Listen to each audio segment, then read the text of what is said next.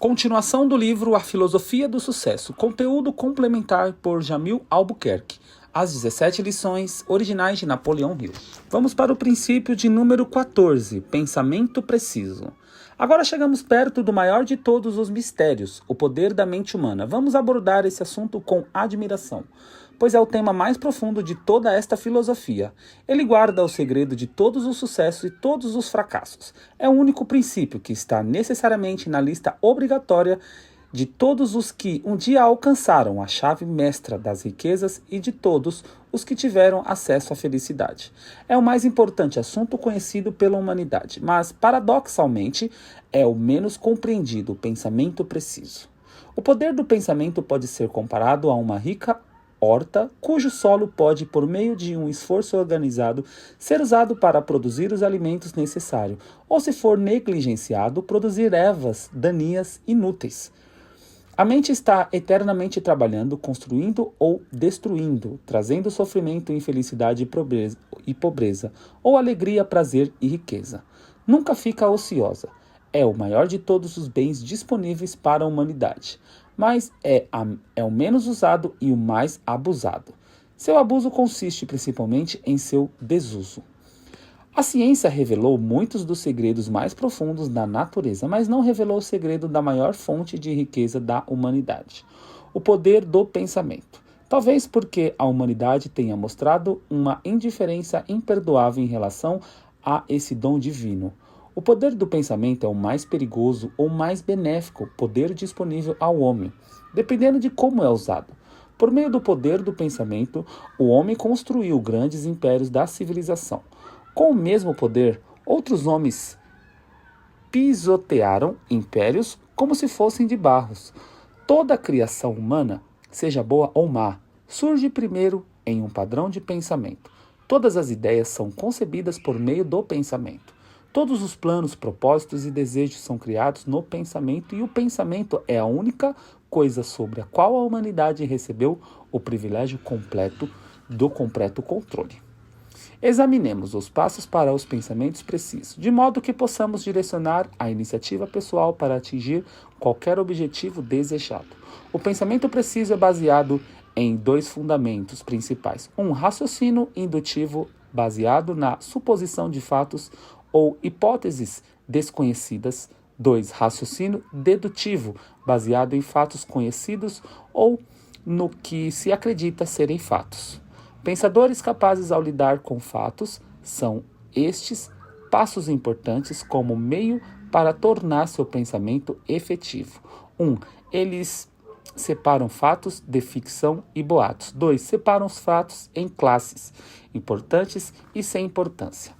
A maior parte das pessoas não pensa, elas apenas acham que pensam. A maioria dos ditos pensamentos nada mais é do que uma expressão de sentimento por meio das emoções.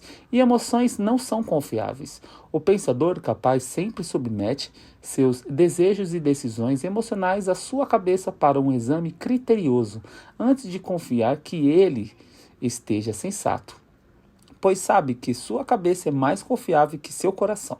As emoções mais comumente expressa e por isso as mais perigosas são 1. O medo. 2. Amor. 3. A raiva. 4. Os ciúmes. 5. A vingança. 6. A vaidade. 7. A ambição.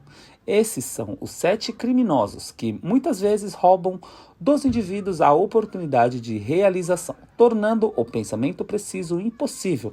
Eles devem estar sob constante controle e sempre sujeitos a um escrutínio mais minucioso, pois levam a erros de julgamento.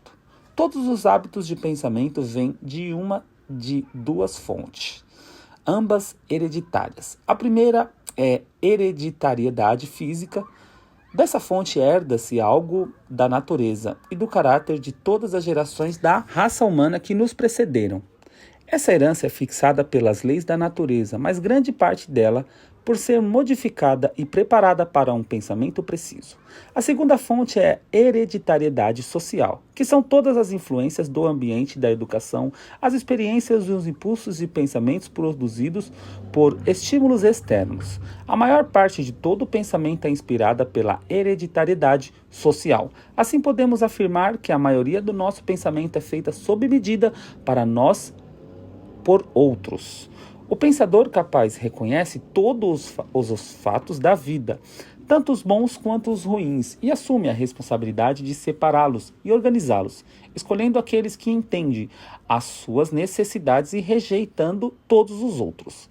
Ele não fica impressionado com boatos, ele não é escravo, mas sim o senhor de suas próprias emoções. Ele vive entre os outros sem permitir que eles invadam seus pensamentos ou seu modo de pensar. Suas opiniões são o resultado de uma análise sóbria e de um estudo criterioso de fatos ou evidências confiáveis. Ele se vale do conselho de outros, mas se reserva o direito de aceitá-lo ou rejeitá-lo sem necessidade de justificar. Quando seus planos falham, o pensador prontamente constrói outros para substituí-los e nunca é desviado de seu propósito por uma derrota temporária. Ele é um filósofo que determina as causas analisando seus efeitos. Ele obtém a maioria de suas pistas observando as leis da natureza e adaptando-se a elas. Quando o pensador ora, seu primeiro pedido é por mais sabedoria, mas ele nunca insulta a divindade, pedindo para que ela contorne qualquer lei natural ou exigindo algo sem dar nada em troca. Assim, suas orações são geralmente atendidas na íntegra, pois ele se posiciona ao lado do seu Criador. Ele não cobiça as posses materiais dos outros, pois tem uma maneira melhor de adquirir as coisas de que necessita, conquistando-as. Ele não inveja os outros, pois nos valores que mais contam na vida, sabe que é mais rico que a maioria. Ele ajuda os outros livremente e só aceita ajuda se for plenamente justificada. Essas são as características de um pensador capaz. Estude-as cuidadosamente se quiser fazer parte de uma minoria que pensa com precisão. As características são simples e facilmente compreendidas, mas não são tão facilmente cultivadas, pois seu cultivo requer mais autodisciplina do que a maioria das pessoas está disposta a praticar. Mas a recompensa pelo pensamento preciso é digna do esforço requerido para obtê-la. Consiste em muitos valores, entre eles paz de espírito, liberdade de corpo e mente, sabedoria, compreensão das leis da natureza, das necessidades materiais da vida, acima de tudo a harmonia com o grande esquema do universo, tal como estabelecida e é mantida pelo Criador. Ninguém pode negar que o pensador capaz estabeleceu uma relação do trabalho com seu Criador. O pensamento preciso é um bem inestimável que não pode ser comprado ou emprestado de outros. Ele deve ser alcançado por meio dos mais rígidos hábitos da autodisciplina, reunidos, organizados e testado por meio das experiências de homens e mulheres bem-sucedidos em muitas esferas da vida.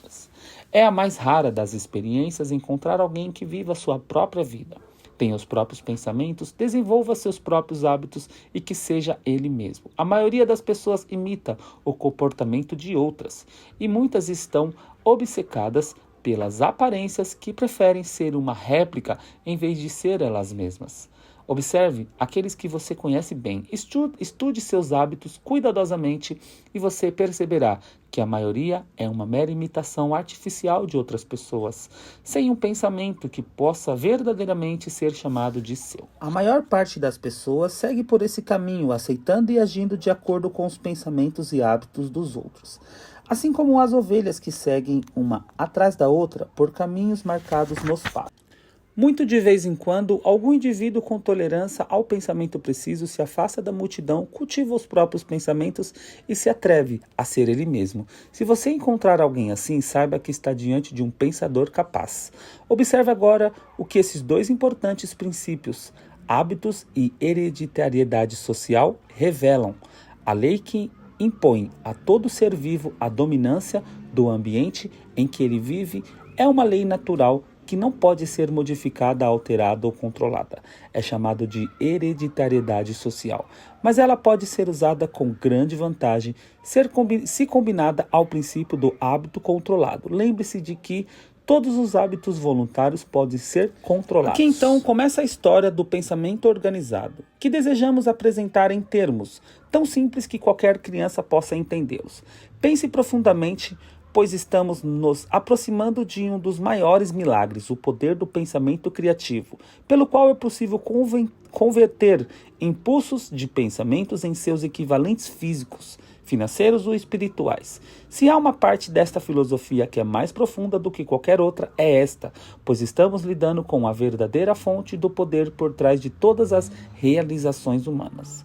O poder que é responsável por meio de seu mau uso causado por nossa ignorância, por grande parte do sofrimento da humanidade, o poder que traz sucesso ou fracasso de acordo com a forma como é aplicado. Continuaremos no próximo áudio com uma viagem para dentro de nós mesmos, buscando desenvolvimento em todas as áreas das nossas vidas. Até o próximo vídeo.